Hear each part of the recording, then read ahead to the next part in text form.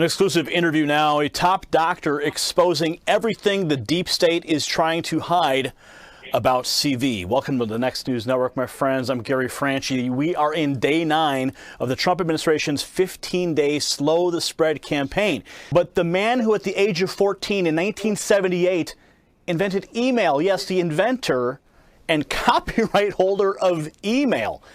Oh yes, Dr. Shiva, welcome to the Next News Network.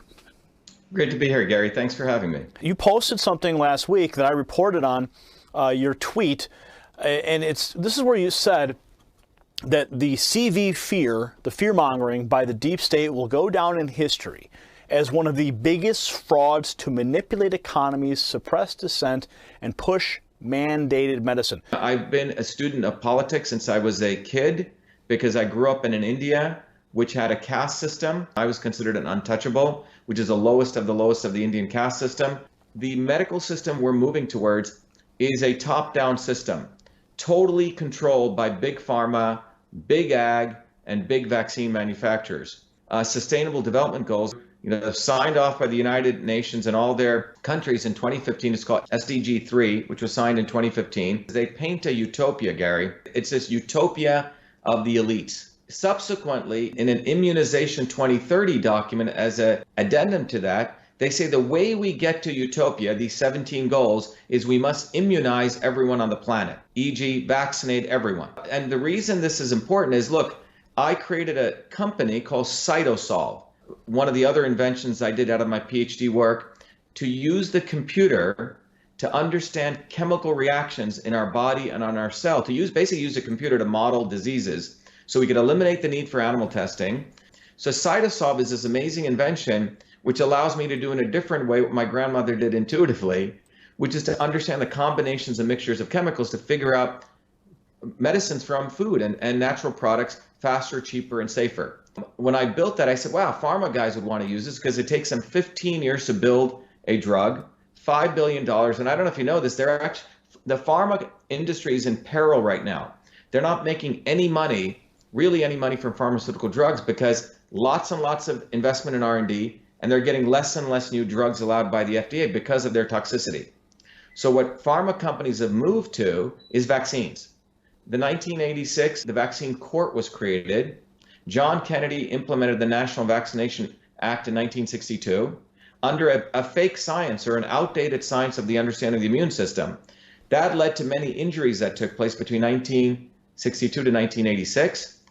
In a response to those injuries, another Kennedy, Ted Kennedy, led the creation of the National Vaccine Injury Program, which led to the creation of the vaccine courts, not in the judicial department, but under Health and Human Services, which basically allowed indemnification of vaccine manufacturers so you couldn't sue them, and the maximum liability for death was $250,000, okay?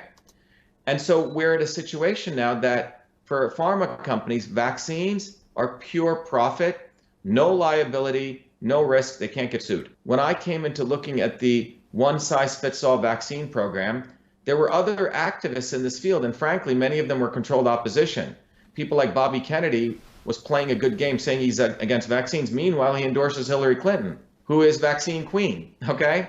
So the position I took was I said, we need to really educate people on the immune system. You'll see the videos I started doing. They started going viral, and the movement started taking off. And in fact, 5 days before the coronavirus stuff hit, about a week before, is when we won a major victory in New Jersey against these vaccine mandates. The deep state of a few set of people, from the Gates Foundation to the Zuckerbergs to Hillary Clinton, congealed with the UN and the deep state elites. They're going to fear monger on coronavirus because of the ignorance of the medical profession. Most MDs do not know what the immune system is. They don't even study nutrition. Based on that ignorance, they were going to scare the hell out of people with the coronavirus to essentially say, we need to do this for the quote-unquote common good. That's what we're seeing go on. There's speculation, considerable speculation, that the virus is actually a manufactured bioweapon. Now, the State Department, among others, are pushing back against that narrative, simply calling it Chinese and Russian disinformation. What happens is this kind of virus, if you think about a big ball representing your cell, these little particles land on that cell, and their goal is to get into the cell, and use your cell's machinery to replicate themselves. We have about 380 trillion viruses in our body. It's called a virome.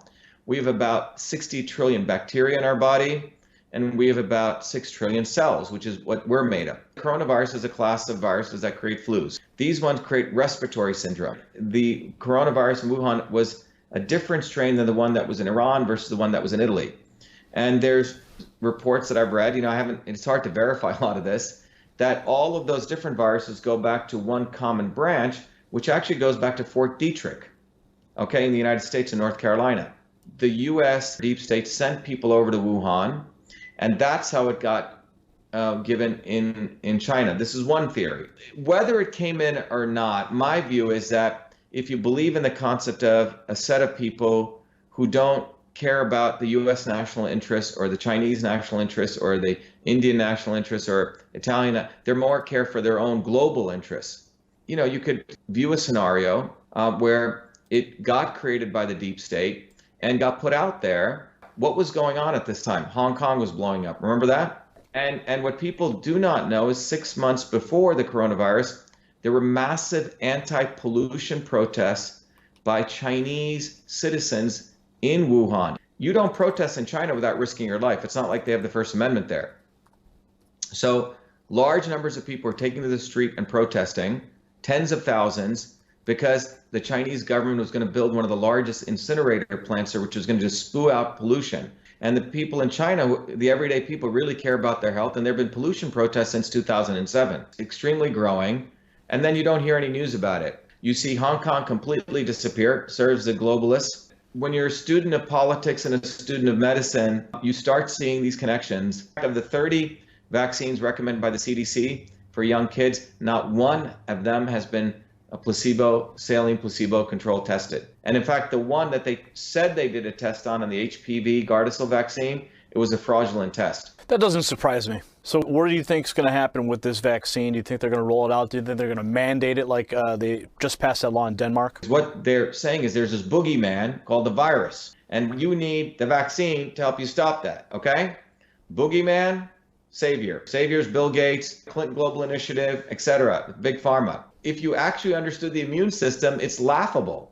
The reality is the immune system has evolved over billions of years. We grew up in bacteria and viruses. We're supposed to play out in dirt. That's how the immune system gets turned on. So what happens is it's people who have immunocompromised immune systems, which means their immune systems are not firing on all cylinders. So imagine you have 3 cylinders, it's only firing on 2. You know what happens? The third cylinder has to take up all the effort, right? Well, that third cylinder in immunology is called cytokines. It fires so hard that it overreacts. And it starts not only attacking the virus surface, but also starts attacking your own tissue. So it's your own body attacks itself because of a weakened and dysfunctional immune system. Well, how do you get a weakened and dysfunctional immune system? Eat sugar all day. Eat a diet that's no longer has any vitamin D and nutrients. And that's why I wrote that letter to the President of the United States. This is really about immune health. This is the fact that we don't get enough vitamin D, we don't get enough vitamin A, we don't get enough vitamin C. I mean, there's other things, but we can focus on those 3 things. In Chad, in African country of Chad and Djibouti, there's only been 1 COVID case and no deaths. Why is that? Well, because people live probably lives that we should probably think about living. They're out in the sun. They're, digging up roots. We may consider these people third world. So the solution is pretty simple. At least get out in the sun. If you can't do that, you got to boost up on vitamin D, vitamin D, vitamin D. We're not getting sun. We're not getting fruits and vegetables. A depleted culture for 25 years. Monsanto, those pesticides affect the gut microbiome, which throw our gut off. And then we're eating high sugars. I mean, it's a recipe for death. But we're not addressing that. We're like hyping up this virus. And what is the result? You have people hiding out in homes, people getting ready to accept fascism, not addressing the fundamental issue, which is immune health. I'm envisioning a time where we're going to see the same thing. Coronavirus vaccine is free for everyone today, right? So that's, I think, a future. Well, it's going to be even more. It's going to even be more unfortunate than that. It'll be, oh, Gary, your driver's license is coming up for renewal. Did you get all your vaccines? You can't travel. Hey, you can't take the train or the bus. Hey, you can't go to the gym. You can't go here. This is where this is headed. A gym will say, well, we can't allow you in here, Gary. We don't want to harm all of our other people, right? Do you remember when, who was it? Michael Jordan played with the flu. People are like, wow, look at Michael. He's playing there with the flu. He's strong, right? This entire thing is a master setup. It's chess move after chess move. And it's brought to you by Anthony Fauci.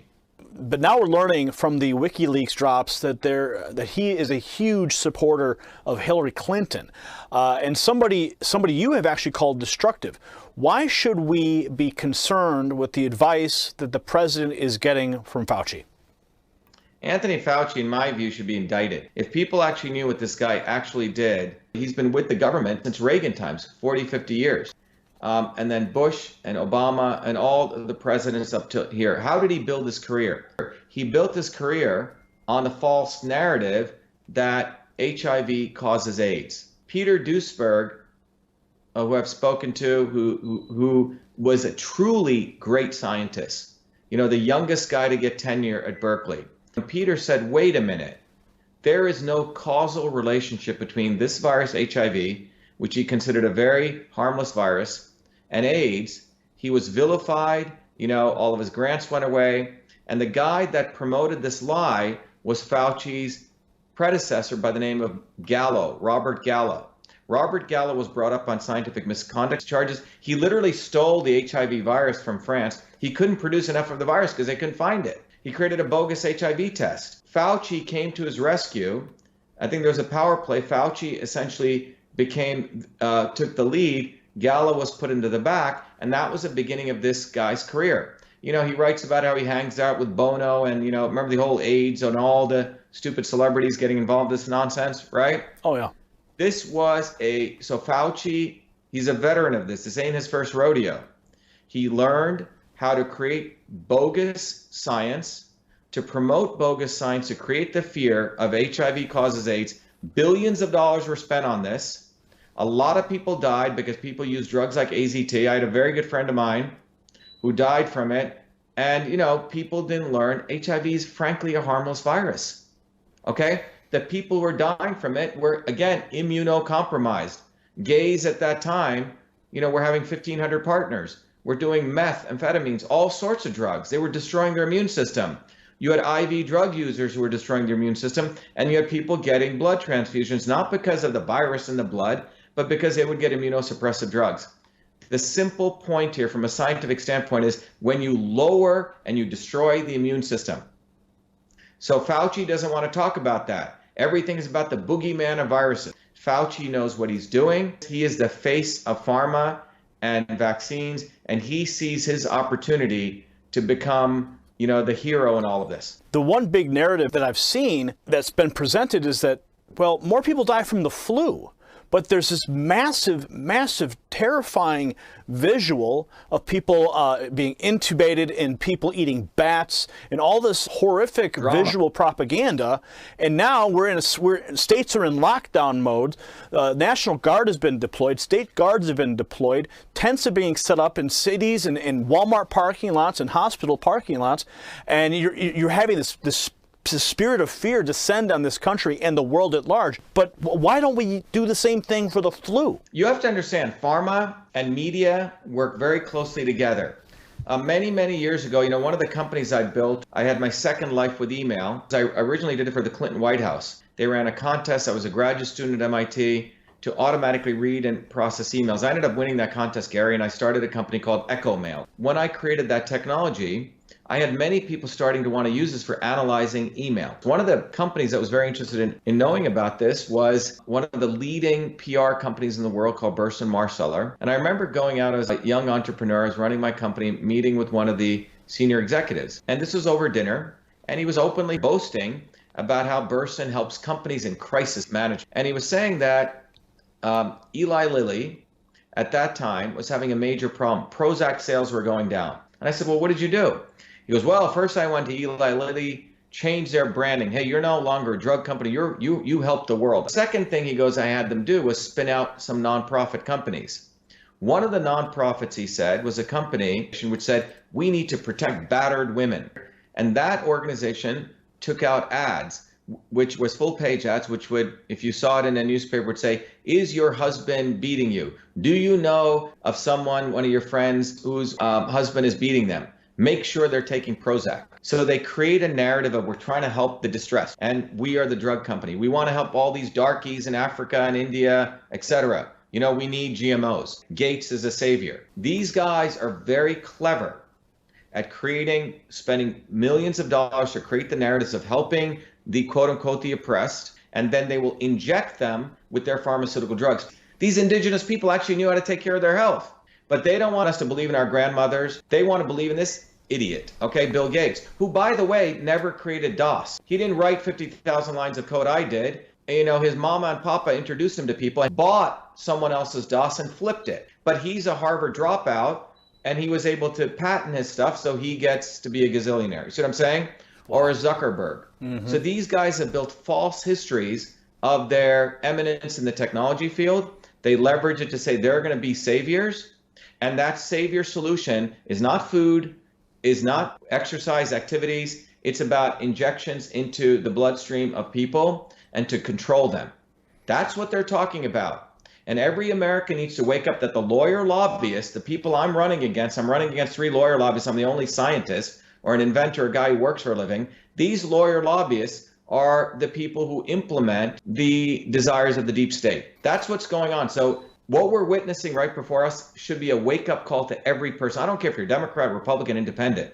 The issue of health goes beyond all those parties. And what you'll realize, all of those establishment parties want to hurt you and want to control you. They want to make you a little atomic unit where you become a revenue generator for people like Fauci's clan and these kind of people. And no academic at MIT, Harvard will say anything. You know why? Because they owe their grant money to people like Fauci, because it's a cabal. If you say anything, you're out. That's what happened to Peter Duesberg. Wow. So that's what we're dealing with.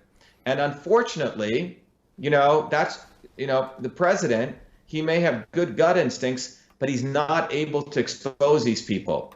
I have had calls from senior level economists all over the country saying, Shiva, I saw your videos. You need to keep doing them. The president is being bamboozled by this circle around him. And that's why I wrote that letter, Gary. That letter basically lays out in 4 pages very clearly what the problem is, that you have a fake science of the immune system. Here's the real science. And I actually proposed to the president a protocol, which is basically vitamin A, D, C, and some iodine. And I said, let's triage people into 4 groups. Those people COVID, let's put them in one group. Those people are immunocompromised, let's give them this group. Those people who are in critical care, let's give them particularly IV vitamin C. And the third group, who are healthy, let's give them some maintenance dose and get them back to work. That's what we should be doing, not one-size-fit-all medicine. This is treat everyone like they're basically part of the, some deep state party, right? We're just minions. And in fact, in 2003, when I went back to MIT to pursue my Ph.D., MIT created a new department called biological engineering, which I was one of the first early graduates. And one of the tenets at that time was personalized medicine, the right medicine for the right person at the right time. So people like Fauci aren't even practicing modern medicine. He's practicing outdated fake science medicine. It's criminal. Now, you're currently running for Senate in Massachusetts as a Republican against Ed Markey. Massachusetts is really the epicenter of the deep state. That's what Massachusetts is. It's not Washington, D.C. If you actually take the deep state and you put a microscope, you go to 100x and you go deeper and deeper zoom, then you start seeing the swamp scum. And then if you go deeper, you find out the connective tissue of the swamp scum is a bunch of lawyers and lobbyists. And that swamp scum comes in a 1-mile radius between MIT and Harvard, all of them. Our election for U.S. Senate is no longer a U.S. Senate race for Massachusetts. We have so many volunteers coming from below, a lot of mothers, women, and as well as from outside of Massachusetts, because they see this as an election for truth, freedom, and health. They want one of them fighting for them, a working class kid who worked his butt off. I'm running against 3 potential guys, right? Markey, who's been in Congress for 50 years. People should start asking, what can you make? Can you make a piece of software? Can you build a bridge? Do you know how to fix a nothing. Because they were afraid that I would beat him, they ran another dope, Joe Kennedy. Again, a nice, guy who's a liberal aristocrat. $70,000 private schools for high school, gets into Harvard Law School, gets a nice DA job on the Cape where he can hang out with his family, hang out in the sun. And now he believes this is his inheritance, already has $50 million in inheritance, and God knows how he made that, right? He didn't. Everything I've earned, everything you've earned, most of us earn money for a living, right? These guys have no skills, nothing. And then when they knew that I'd probably beat him, Gary, they decided to run in some other moronic lawyer who's got like 100 Twitter followers in the GOP establishment. But the bottom line is this election in Massachusetts is really going to be the dialectic that represents what's going on in this country. Producers versus parasites. That's what we're looking at. Do we want to vote for producers, people who make stuff, or do we want to continue voting for parasites? And especially in a time of crisis like this, who do we want helping us? Look at who Trump's surrounded with. He's surrounded with vipers right now, total vipers. There are really three forces in any political situation. Two of them are against the people. Only one of them is for the people. One of the forces is the existing overt establishment, openly out there to want to screw people. And everyone says, oh, yeah, they're the establishment, right? And then you have everyday people on the ground who want to change things. But in between change agents and the establishment comes a third group, what I call the NSOE, the not so obvious establishment. It's almost like a force of nature. And the not so obvious establishment is created by the establishment that speaks the rhetoric of change like Warren was just doing. I want to help the grassroots. They act as though they're for the people. When what they do is they exist to speak that rhetoric, to succor young people who want change into their vacuum, and they suck them back into the establishment. Controlled opposition, Gary. That's what Warren is all about. She talks about she cares for people, all of this and that, but ultimately what she cares about is strengthening state capitalism, crony capitalism. And you can see that in a very simple way. The way you can test these guys on it is they always want to do regulations, right? And ultimately what you realize, regulations actually help the big guys. So she supported Dodd-Frank. Dodd-Frank actually supported banking regulations, which only 5 of the big bankers could afford, and it destroyed nearly 2,000 to 3,000, 4,000 small banks. What made America great, and hopefully will continue to, is the small banks. We have 12,000 small banks. You want to get a loan, you build a relationship with your local banker. You don't have to go to a behemoth bank like in other countries. So Elizabeth Warren's policy of regulatory policies help the big guys. Mark Zuckerberg right now wants to be regulated. You know why? Because he can keep out smaller Facebooks out because only he can be able to afford regulatory policies. So it's a backhanded way of supporting the establishment. They always speak about regulations as though that's going to help everyday people. What it does, it actually increases cost, and it's a way to keep out the small guys. Let's talk about some of the things Elizabeth Warren and the rest of the Democrats believe need to be included in this CV relief bill.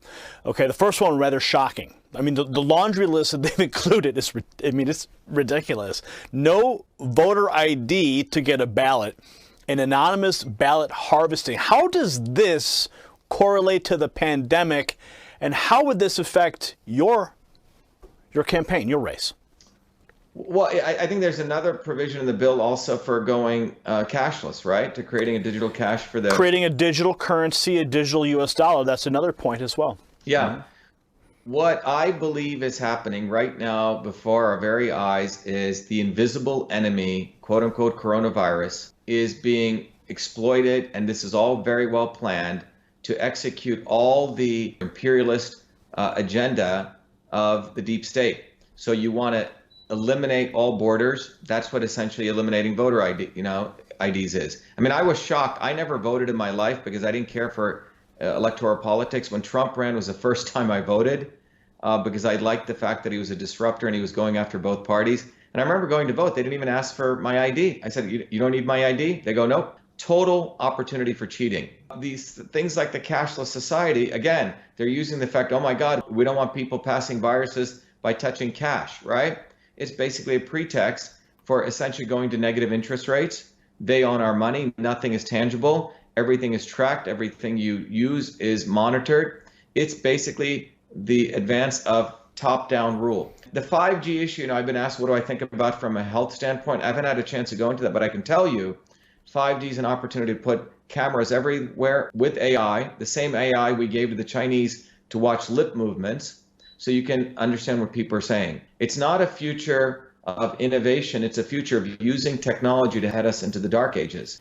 When you suppress free speech, you basically move to scientific consensus. There's no more scientific method, which means you actually have to do experiments and find the hard thing of what's actually taking place. With scientific consensus, you can create lies, and from which you can use to create a fake problem and a fake solution. Oh my God, CO2 is a pollutant. Fake problem. And you create a fake solution. We need to impose, carbon tax. Well, the real solution is we need to lower pollution. And the Paris Accords allows China to pollute, going from 11 billion carbon metric tons to 22. India gets to pollute. Fake problem. Oh my God, these viruses are going to kill us all. No, it's fake problem. The real problem is we have immunocompromised people. The real solution is how do we beef up the immune health of people? Well, that means we have to attack corruption, because these corrupt lawyer lobbies politicians are the ones who destroyed our air, water, and food. So they don't want to talk about that. They rather move this thing to control you, quarantine you, vaccinate you. This is a black and white choice. Do you want truth, freedom, and health, or do you want power, profit, and control? That's where we're at. And a lawyer and a lobbyist is not going to deliver that. I know that this interview is going to go viral, much like a lot of your other work has, because we've touched on so many points here that are critical to this very moment in American history. I mean, we've been going on for, I think, over 80 minutes now. This was supposed to be a 30-minute interview, but I'm really happy that we were able to give you a platform here to present these ideas. We're going to make this thing viral. Everyone watching right now, please make sure you go to the website. It's on the screen, shiva4senate.com. Dr. Shiva, before we go, do you have any final thoughts? If people want to understand everything I've talked about it and to keep it simple, if you can take a piece of paper and draw a triangle, on the bottom left, put a little ball there and put freedom. On the top of it, put truth. And the bottom right, if you put health. Now, all of these things are connected. So let me explain. It is from freedom that we can unravel truth. And it is from truth we can figure out the health for our bodies, our infrastructure, our society. And it's only when we're healthy do we have the warrior spirit to go fight for our freedom. People who make something, who create something, have skills, they're really our future, because they get that climate change was a CO2 hoax. Friends watching right now, I want you to hit the links below. And if this interview inspired you, I want you to consider sharing it right now across all of your social networks. As always, we will continue the discussion in the comment section below, and that's where we'll see you next time. For the Next News Network and Dr. Shiva, I'm Gary Franchi.